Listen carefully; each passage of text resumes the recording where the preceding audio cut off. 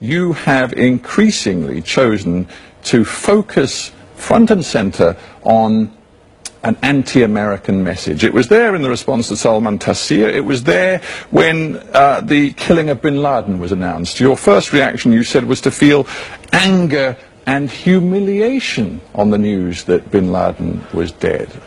Explain that. Stephen, how would you feel if someone, your ally, comes from across the border and kills someone in your own country? And here you are, giving immense sacrifices for that neighbor or for that country. Pakistan has lost 35,000 people dead, $70 billion lost to the economy.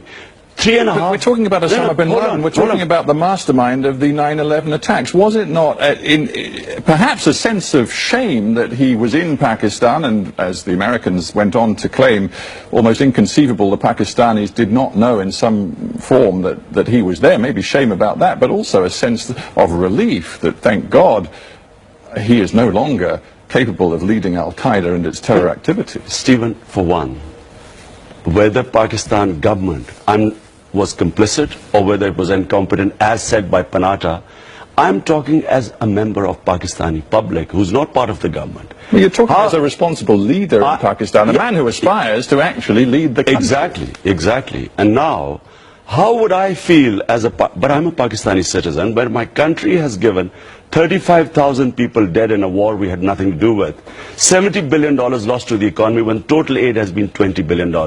How would I feel that my ally, who we are fighting for, does not trust us, instead comes and conduct the oppression itself? How does it help? Should they not have told our government? If it's either it's an ally or it's not an ally. How does it help in terms of the future stability of Pakistan for you to tell the Americans that you want to see them completely out of your country in terms of intelligence cooperation, in terms of their anti-terror activities in Pakistan? You want to cut all ties, and you believe that will lead to greater stability, when the Americans are alleging right now that the ISI, the Pakistani intelligence agency, is actively helping the Haqqani network and other militants do their deeds inside Afghanistan? First of all, if this myth being spun that 4,000 or 5,000 Haqqani Taliban is the reason why the US is not succeeding in Afghanistan. 140,000 US soldiers in Afghanistan, greatest military machine in history, is not succeeding because of these 4,000 or 5,000 fighters that are supposed to be holed up in North Waziristan.